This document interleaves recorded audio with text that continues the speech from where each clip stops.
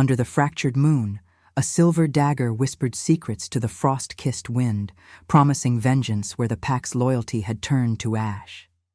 Ilara's breath hung in the frigid air like a ghost refusing to fade, each exhale a ragged defiance against the howling gale that clawed at the jagged peaks of the Frostfang Mountains.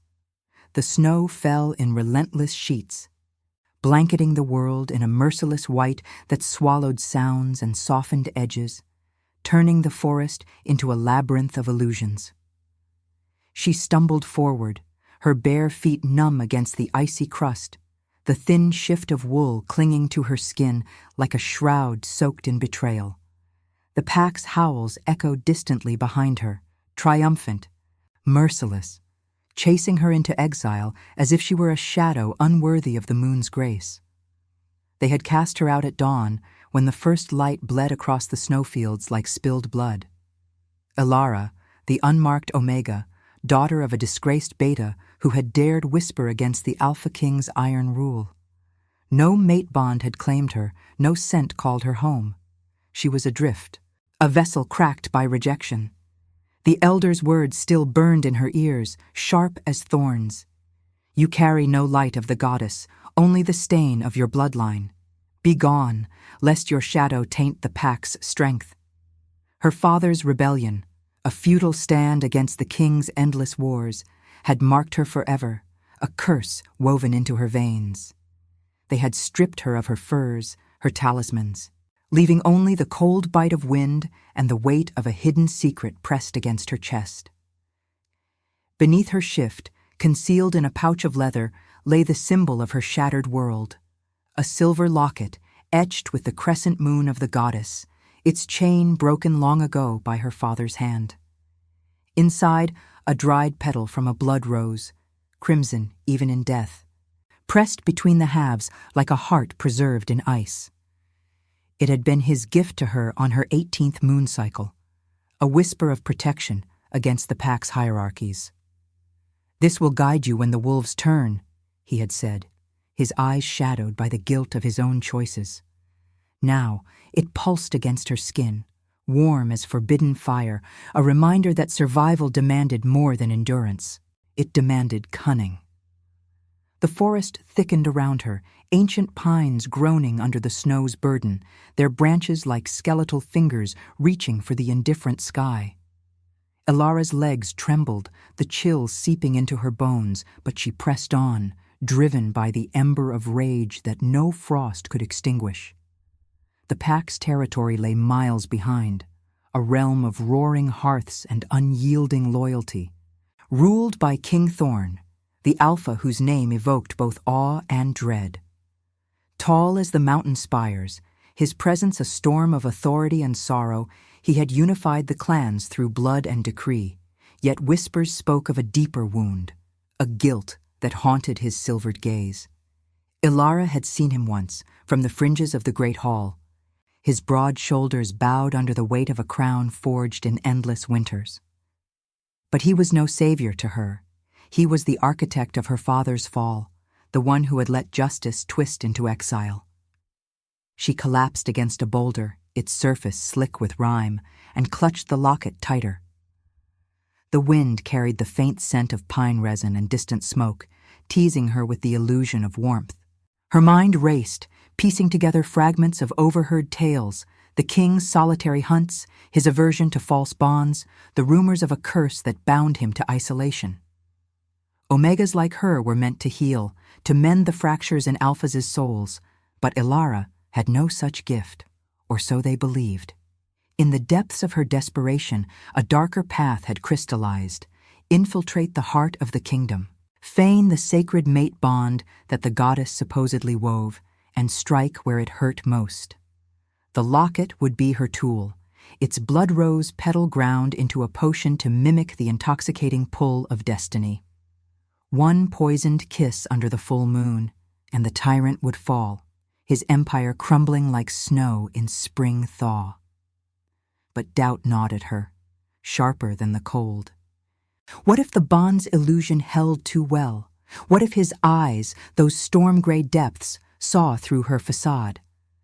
Ilara rose, shaking off the weakness, and scanned the horizon. The mountains loomed eternal, guardians of forgotten secrets, their peaks crowned in perpetual ice. Far below, in the shadowed valley, lay the spires of Eldridge Keep, Thorn's fortress, a bastion of stone and steel wreathed in perpetual mist. To reach it meant crossing the Whispering Pass, where avalanches whispered death and rival packs prowled like specters. Yet turning back was surrender, and Ilara had tasted enough of that bitter draught. As night deepened, the moon emerged fully, its light fracturing on the snow like shattered glass, casting elongated shadows that danced with eerie grace.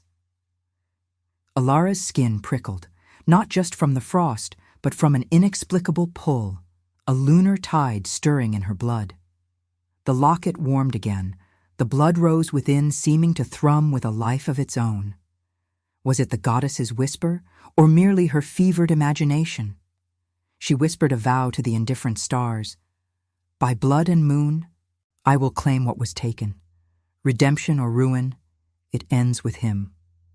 The wind howled louder, carrying the distant cry of a lone wolf, and Ilara stepped forward into the unknown, the snow swallowing her footprints as if she had never been. In the silence that followed, the locket's chain swayed gently, a pendulum marking the fragile line between hunter and prey. The snow-laden pines whispered secrets as Ilara pressed deeper into the Whispering Pass, their branches sagging like weary sentinels under the moon's unyielding gaze. Each step crunched with a brittle finality, the cold seeping through her threadbare shift until it felt like frost blooming in her veins. The locket at her throat pulsed faintly, a counterpoint to the erratic thrum of her heart, its blood-rose petal a silent accomplice in the shadows of her plan. She had crossed the first ravine at dusk, where the wind carved invisible scars into the rock faces, carrying the metallic tang of distant iron mines, reminders of the kingdom's unquenchable thirst for war. Exhaustion clawed at her edges, but the rage that fueled her was a stubborn flame, flickering against the encroaching night. A low growl shattered the silence, not from the pack's echoes behind her, but from the gloom ahead. Ilara froze, her breath catching like a snare in her chest. The sound was primal, laced with pain rather than threat, rolling through the pass like thunder trapped in a cavern. She crouched behind a snow-dusted boulder, her fingers instinctively brushing the locket, its silver warming as if drawing strength from her fear. Through the veil of falling flakes, a shape emerged from the tree line, a massive wolf, its fur matted with crimson streaks that wept into the white. It limped, one foreleg held gingerly, the wound a ragged gash from claw or blade, steaming faintly in the frigid air. The beast's eyes locked onto hers, golden as molten amber under the lunar light, piercing the distance with an intelligence that sent a shiver unrelated to the cold racing down her spine. Ilara's instinct screamed to flee, to melt into the storm, but her body betrayed her, rooted by an inexplicable pull. The wolf staggered forward, collapsing mere paces away, its flanks heaving with labored breaths. Up close, the scent of it flooded her senses. Musk and pine, undercut by the sharp copper of blood and something deeper, like aged leather and hearth smoke. It was no ordinary predator. The aura of command clung to it, alpha essence that made the air thicken, demanding submission even in weakness. Before she could retreat, the air shimmered, a ripple of power that raised the hairs on her arms. The wolf's form blurred, bones shifting with audible cracks, fur receding into taut, scarred skin. In moments, a man knelt where the beast had fallen, naked save for the snow that dusted his broad frame, his body a map of old battles, faded scars crisscrossing his chest like lightning over storm clouds, and fresh blood trickling from the gash on his thigh. His hair, dark as raven wings, fell in disheveled waves to his shoulders, framing a face chiseled by hardship, high cheekbones, a jaw set like forged steel, and eyes that burned with the same golden fire, now shadowed by exhaustion and something perilously close to despair. King Thorn. The name crashed through her mind like an avalanche, unbidden recognition twisting her gut. He was larger than the whispers had painted, his presence filling the pass even on his knees, muscles corded from years of wielding both sword and scepter. But there was no crown here, no retinue of armored guards, only vulnerability etched in the lines of his face, a melancholy that softened the edges of his authority. He lifted his head slowly, those eyes finding hers again, and for a heartbeat, the world narrowed to the space between them, the falling snow suspended, the wind holding its breath. "Who are you?" His voice was gravel and silk, roughened by pain yet resonant, carrying the weight of commands unspoken. He made no move to rise, as if testing her reaction, his gaze tracing her form with a wariness that mirrored her own. Ilara's pulse thundered, fear coiling tight in her belly, mingling with a curiosity she dared not name. This was the tyrant, the one whose decrees had exiled her father, whose wars had bled the packs dry. Yet here he was, felled by some unseen foe, his alpha scent wrapping around her like invisible chains, intoxicating, insistent, stirring instincts she had long suppressed. She swallowed, her hand hovering near the locket. The blood rose within a talisman against this unforeseen twist. "No one," she whispered, her voice barely cutting the hush, laced with defiance. "A shadow in the storm, like you." The words escaped before she could cage them, born of the raw edge of survival, and she cursed inwardly.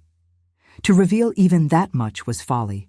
Her plan demanded deception, not this instinctive bridge across the divide. Thorn's lips curved in a faint, bitter smile, pain flickering in his eyes as he shifted, wincing. "Shadows have names in these mountains, little one, and scents that betray them." He inhaled deeply, his nostrils flaring, and Ilara's skin prickled as if his gaze stripped her bare. Did he sense the potion's faint residue on her breath, the artificial lure she had prepared to mimic the mate bond? Or was it something more primal, the moon weaving threads she could not see? He extended a hand, calloused and steady despite the wound, not in threat, but invitation, or trap. "The pass is no place for the unmarked. Come, share the fire of my breath before the cold claims us both." Fear warred with the pull, a gravitational force drawing her closer, curiosity blooming like frost flowers on glass. She should run, vanish into the night, reform her strategy from afar. But the locket burned against her chest, the blood rose's essence humming in response to his nearness, as if the goddess herself mocked her resolve.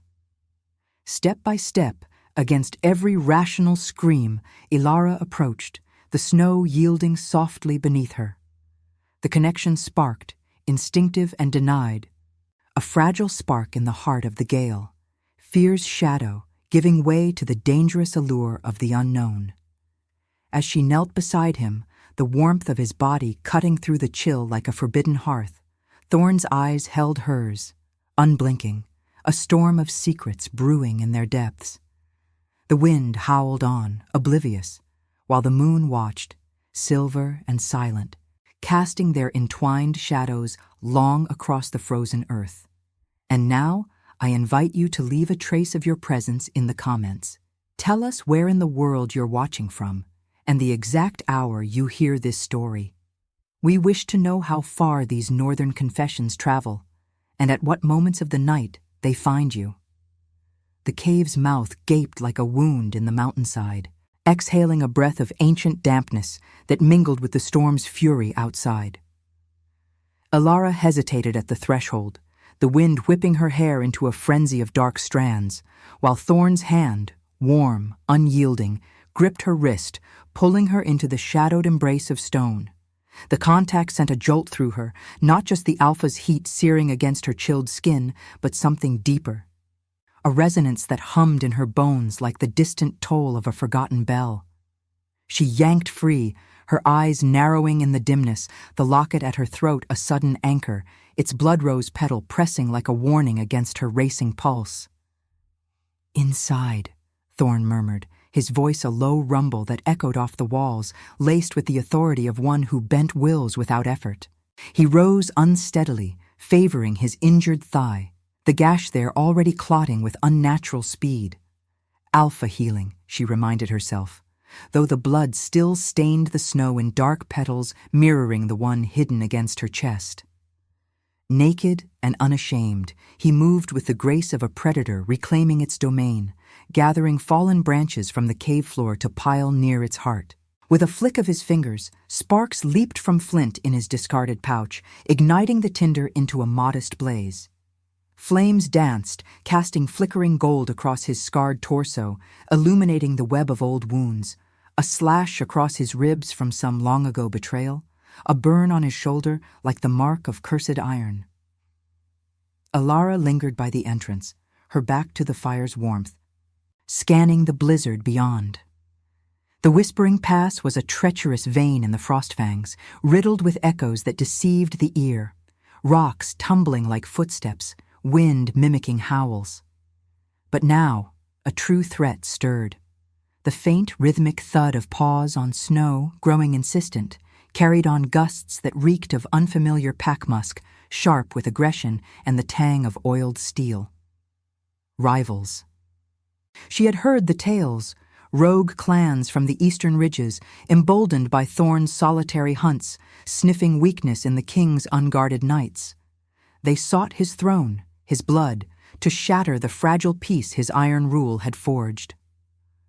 Thorn's nostrils flared, his golden eyes sharpening as he caught the same scent. "They're tracking me," he said, not with fear but a weary resignation, as if this were merely another verse in an endless dirge. He tore a strip from the edge of her shift without asking, bold, possessive, binding his wound with efficient knots, the fabric blooming red like the blood rose in her locket. The intimacy of it burned her cheeks, a violation she couldn't voice, for in that moment, survival wove them together. "Stay low. They won't scent you deeply yet, not over my blood." She wanted to spit defiance, to remind him she was no ally, that her path led to his downfall. But the cave offered no escape. Its rear wall was a sheer fall into abyss, and the fire's glow would betray them if they fled. Instead, she nodded curtly, slipping deeper into the shadows, her fingers tracing the locket's crescent etchings. The metal warmed under her touch, the petal within stirring a faint, unnatural throb, as if the dried crimson life force sensed the Alpha's proximity, amplifying the potion's latent magic she had yet to unleash.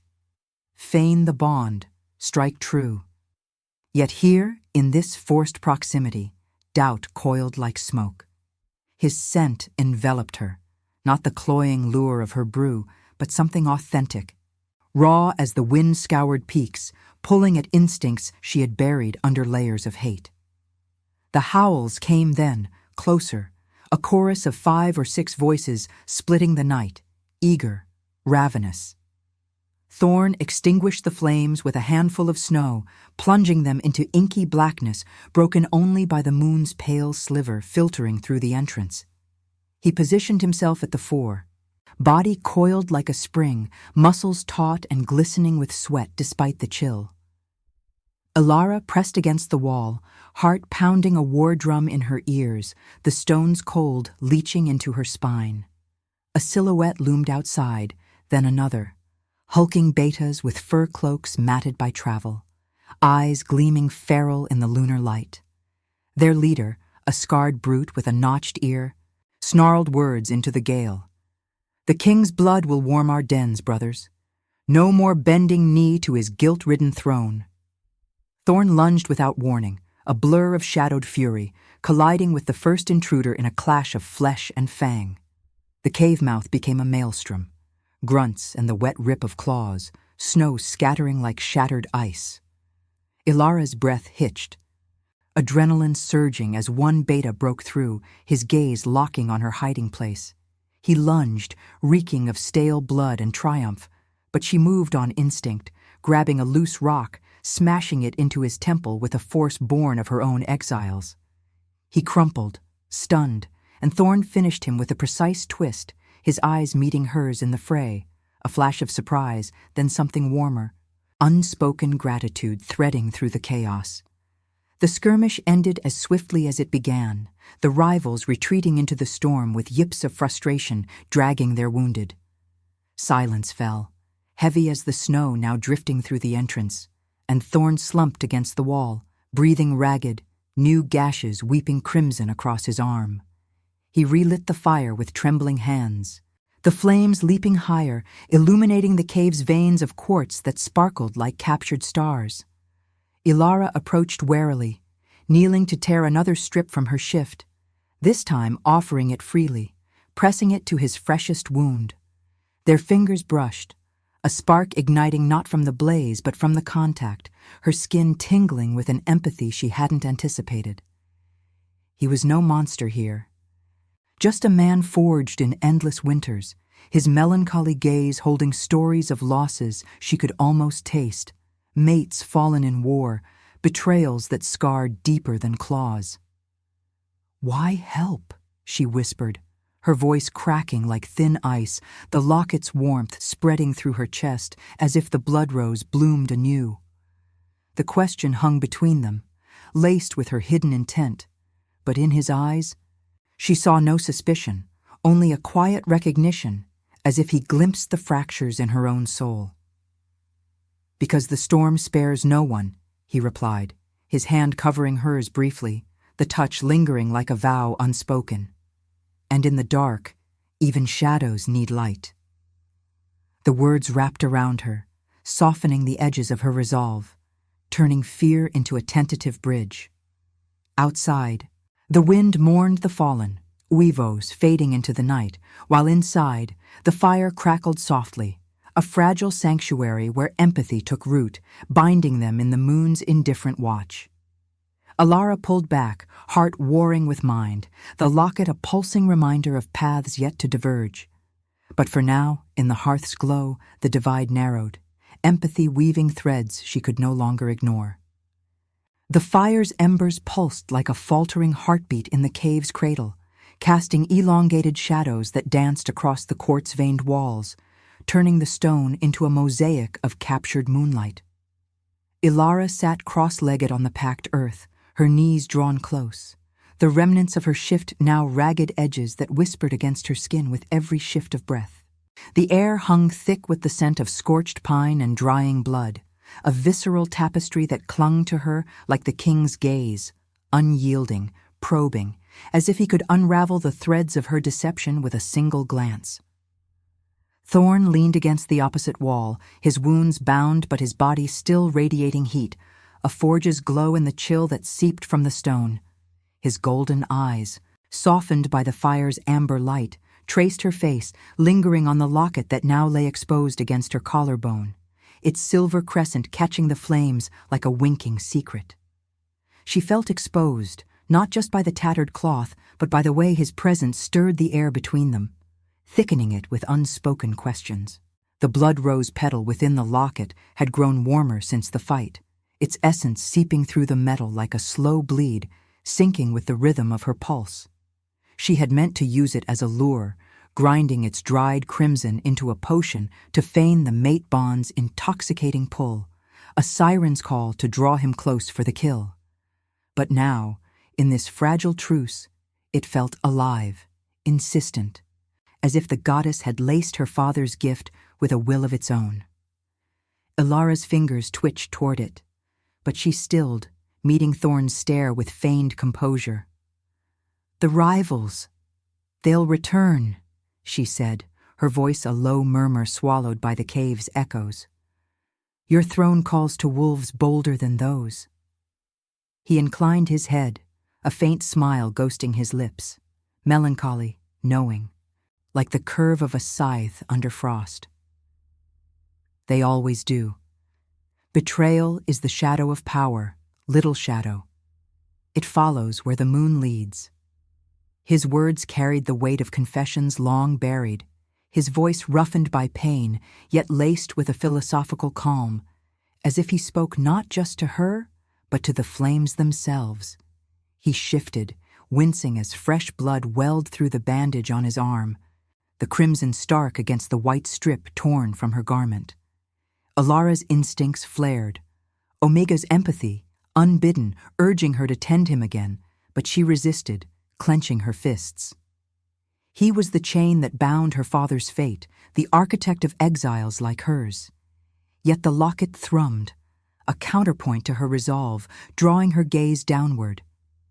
As the fire crackled, spitting sparks that mirrored the stars beyond the cave mouth, a shiver ran through her, not from cold, but from within. The petal's warmth spread, blooming in her chest like roots seeking soil, and suddenly the cave blurred. Visions cascaded, unbidden and vivid. Flashes of Thorn's past, etched in blood and moonlight. She saw him as a younger Alpha, crowned in the great hall of Eldridge Keep, his hand raised in decree as her father's rebellion unfolded, flames licking the banners, howls of accusation rising like steam from fresh kills. But beneath the command, guilt fractured his resolve. He had spared her father a traitor's death, banishing him instead, a mercy twisted by the Pack's demands into exile's cruelty. The images shifted, Thorn alone in a temple lunar, kneeling before an altar of ice, whispering pleas to the goddess for absolution from a deeper curse, a bond severed in his youth, a mate lost to war's maw, leaving him adrift, his heart scarred like the peaks outside.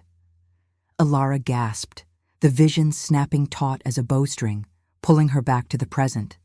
Her hands trembled, pressing against the locket, and she realized with a jolt that it wasn't just memory, it was revelation, a gift hidden in her bloodline, awakened by the petal's ancient magic.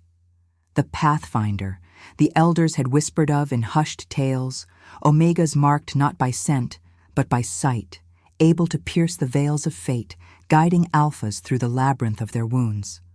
Her father's rebellion hadn't been madness. It had been a stand against the king's wars, fueled by visions she now inherited, dormant until desperation and proximity cracked the seal. The locket, his final gift, had been the key, the blood rose a conduit for the goddess's lunar whisper. Thorn's eyes widened, his breath catching as he leaned forward, the firelight gilding his features in gold and shadow. He had felt it too, the surge of power rippling through the air, binding them in a web of ethereal light that shimmered faintly, visible only to those touched by the moon. You. His voice trailed, raw with awe and recognition, the melancholy in his gaze igniting into something fierce, purposeful. The pull I sensed in the pass, it wasn't your shadow alone. It's the bond, true and unbroken, woven by the goddess herself. He reached out, not to seize but to hover, his fingers inches from the locket, as if afraid to shatter the fragile truth. I knew of the feint, Alara, the potion's faint trace on your breath, the intent in your eyes. I let you approach, let you try, because the moon demanded proof. But this, you are the key, the Pathfinder, born to heal what wars have torn. Her name on his lips struck like lightning, stripping her illusions bare. He had known. From the moment their eyes met in the snow, he had seen through the deception, allowing her rage its stage in the grand theater of destiny. Horror mingled with a treacherous relief, her heart pounding against the locket's heat. How?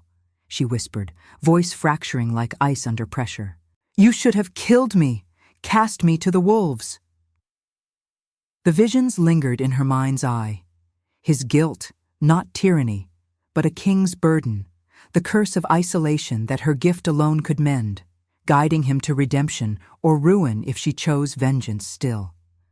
Thorn's hand closed gently over hers, encompassing the locket, his touch a bridge of fire across the chasm of their pasts. The contact amplified the visions, revealing more, a future threaded with choice, where her Pathfinder sight could unite the Packs or ignite war anew, her forgiveness the salve to his scarred soul. Because strength is not in chains, but in mercy, he murmured, echoing the philosophy carved into her emerging gift. I carry the wound of every fallen comrade, every exile like your father. You were born to see it, to choose if redemption claims us both. Outside, the wind howled a dirge, Uivos distant and mournful, while the moon climbed higher, bathing the cave in silver promise.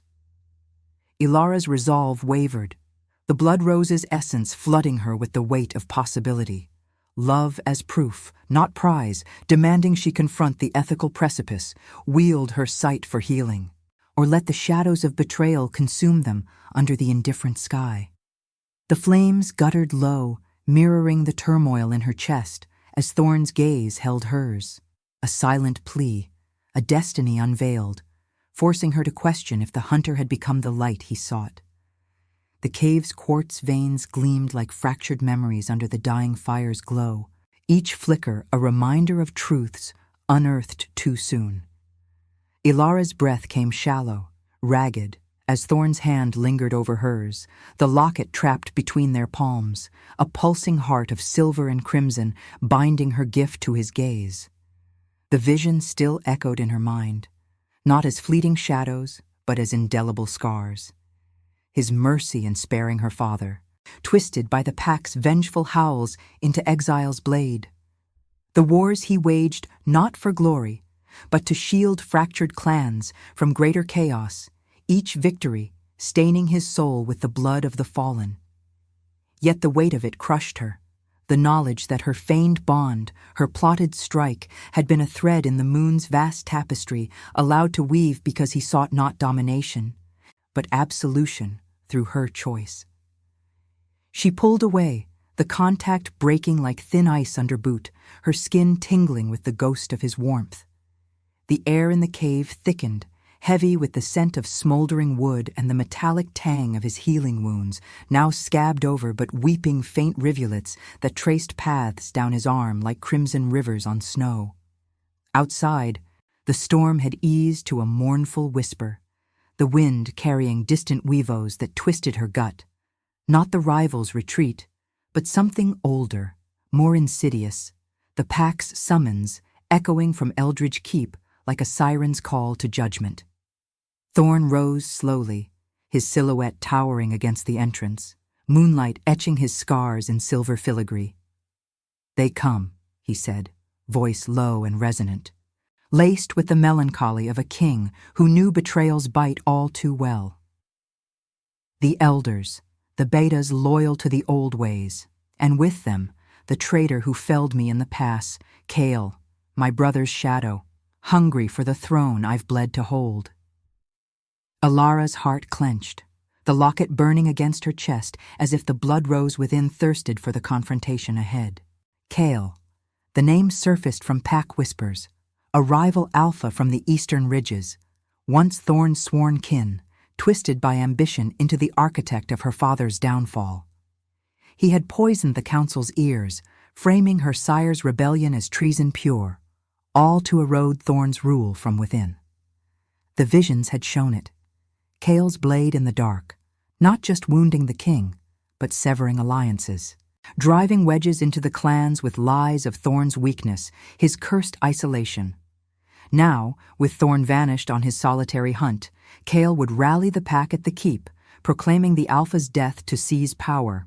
And she, the unmarked Omega, with the assassin's intent, stood at the crossroads, expose her gift to heal the fracture or let vengeance bloom, using her sight to guide Kale's hand true. The path to Eldridge wound through the Frostfang's shadowed veins, a treacherous descent where avalanches slumbered and crevasses yawned like the goddess's forgotten maw. They moved in silence, Thorn leading with a limping grace, his fur cloak, scavenged from a fallen rival, draped over her shoulders, its musk enveloping her like an unwanted embrace. The snow crunched underfoot, each step a cadence of dread, the moon hanging low and bloated, bathing the peaks in a pallor that turned blood to ink. Ilara's mind raced, the Pathfinder's gift awakening fully now, unbidden glimpses flickering at the edges of her vision. The pack gathered in the great hall, torches flaring like accusatory eyes. Kale's scarred face, twisted in false grief, his claws itching for the crown. Her own arrival, a wild card in the storm, her locket the key to unravel or unite. As they crested the final ridge, the keep emerged, a fortress of ice-sheathed stone, its spires piercing the night like jagged teeth, banners limp in the dying wind. Howls rose in a cacophony, swelling from the valley below, a chorus of confusion and challenge. Thorn paused, his golden eyes meeting hers, shadowed by the guilt that had haunted him since her father's exile. "The choice is yours, Alara," he murmured, the words carrying the weight of a vow etched in frost. "Reveal the sight, forgive the past I've wrought, and we stand as one against the traitor. Or withhold it, let freedom claim you and watch war consume us both. Love is no chain, but proof of mercy's strength." Her fingers closed around the locket, the blood rose's essence surging like liquid fire, amplifying the visions into a torrent. Cale's betrayal laid bare, his whispers to the elders poisoning the well of loyalty.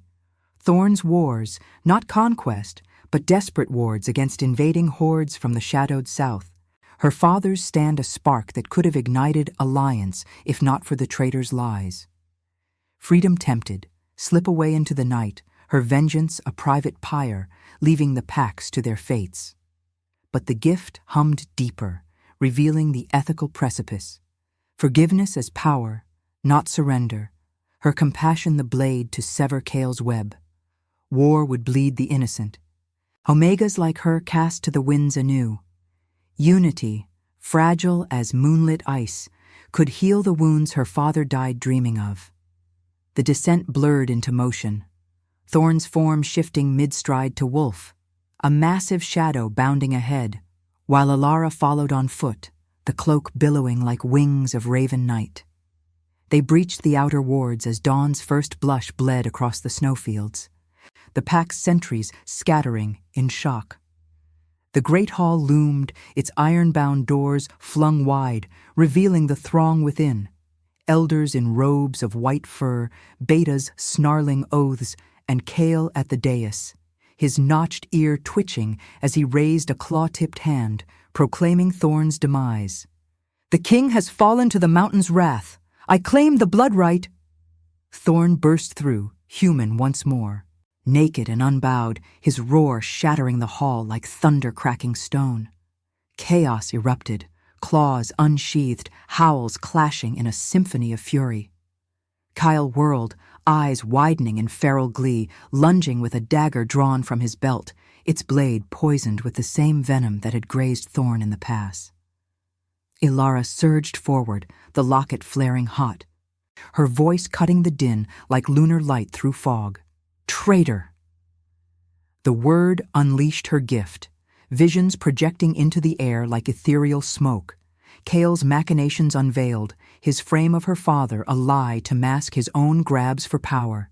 The wars twisted into his narrative of Thorn's folly. The pack faltered, murmurs rippling like wind through pines, elders' eyes narrowing as truth pierced the veil. Cale snarled, charging her, but Thorn intercepted, their bodies colliding in a whirlwind of fang and fist, blood spraying across the flagstones in arcs that mirrored the blood rose's crimson heart.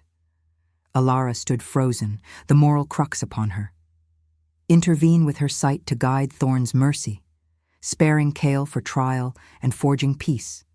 Or let the Alpha's rage claim him, freedom's illusion birthing endless vendettas. The locket throbbed, the petal's essence whispering of renascimento through choice, compassion over conquest, her forgiveness the crown to heal a broken realm.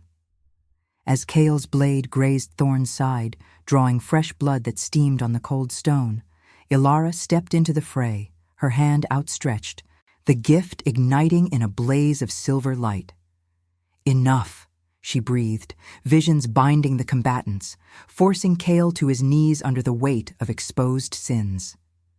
The hall fell silent, breaths held like suspended snowflakes, the moon's gaze through the high windows a silent arbiter. Thorn turned to her, bloodied and breathless, his eyes a storm of hope and dread. In that suspended breath, Alara teetered on the edge, love as redemption's proof, demanding she choose not vengeance's sweet illusion, but the harder path of unity, where freedom bloomed in mercy's shadow.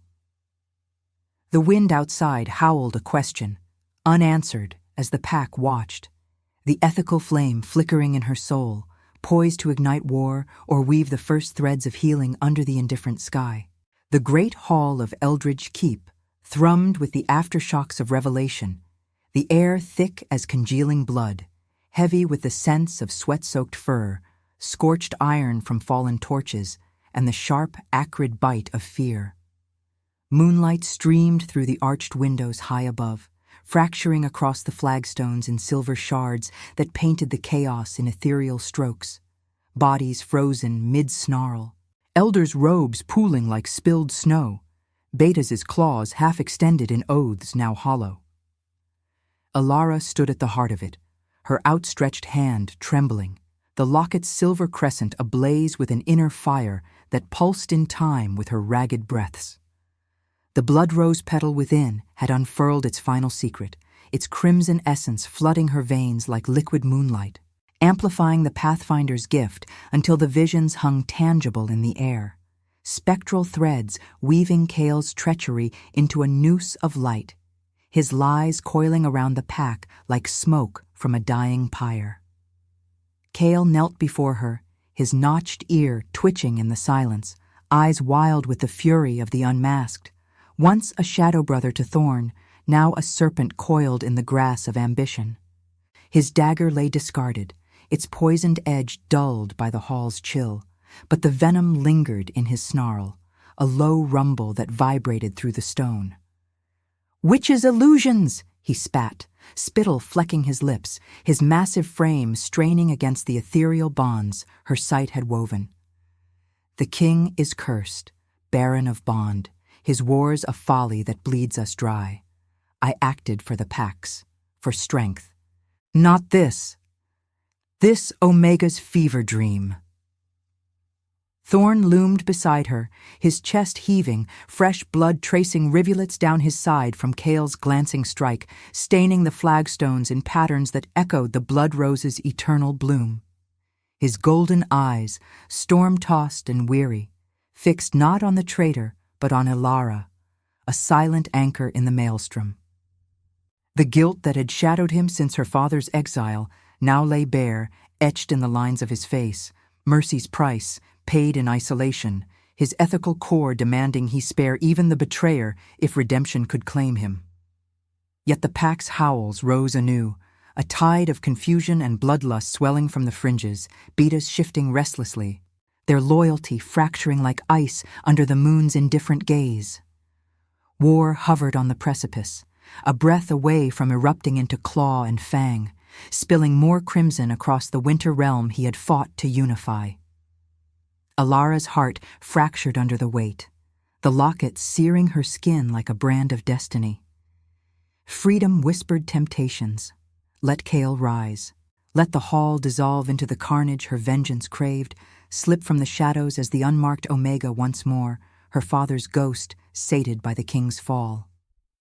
The gift surged, unbidden visions cascading, rivers of blood carving through the frost fangs, packs splintering into endless skirmishes, Omegas like her scattered to the winds, their hidden lights extinguished in the gales of despair. But deeper, in the core of the blood rose's thrum, lay the harder truth, love as redemption's forge, not a silken reward. Thorn had known her intent from the pass's first howl, allowing the faint to unfold as proof of her soul's mettle, his melancholy a mirror to her own fractures. He carried the wound of every exile, every war's orphan. She, born to heal it, not with blind submission, but with the compassion that crowned true strength.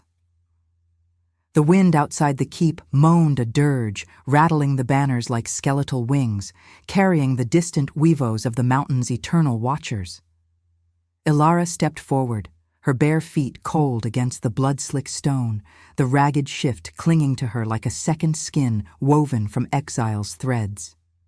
"No more shadows," she declared, her voice cutting the din like a blade through frost, resonant with the lunar power now fully hers.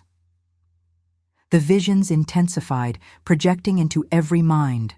Chaos whispers to the elders, twisting her father's stand into treason, his alliances with southern hordes, bartering pack lives for a throne of ash. Gasps rippled through the hall, elders rising with eyes widened in dawning clarity, betas lowering their claws as truth's light pierced the veil. Chaol lunged then, a desperate surge against the bonds, his claws raking toward her throat. But Thorn was there, interposing with a fluid grace born of battles long etched into his scars. They grappled, bodies slamming against the dais in a clash of muscle and will, Thorn's restraint a testament to his ethical core. No killing blow, only subduing holds that pinned the traitor without mercy's blade.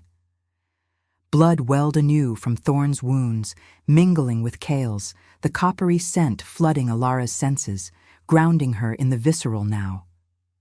She knelt beside them, the locket flaring as she pressed her palm to Chaol's brow, channeling the gift not as weapon, but as salve, visions flooding him alone, forcing him to relive his betrayals through the eyes of the fallen, the weight of guilt crushing his defiance until tears carved paths down his scarred cheeks.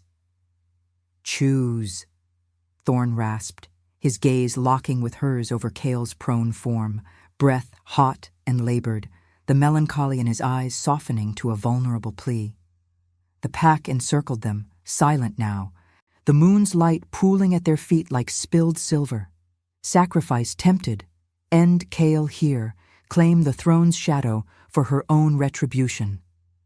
But the blood rose whispered of renascimento, healing through union, her forgiveness the key to mend the realm's fractures, binding her to Thorn not in chains, but in the shared fire of redemption.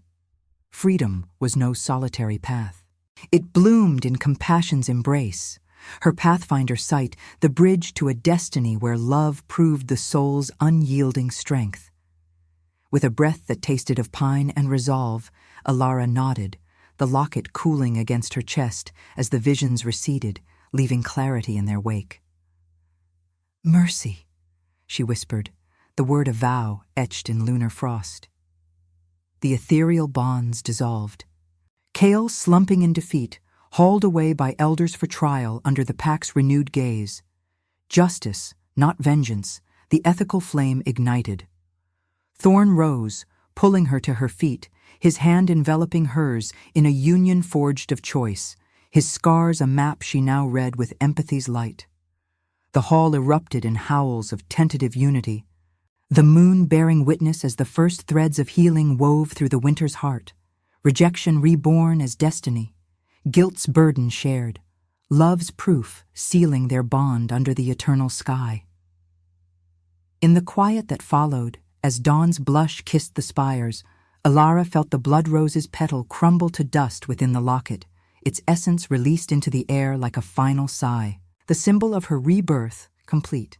If your heart beat alongside ours, like, comment, and subscribe.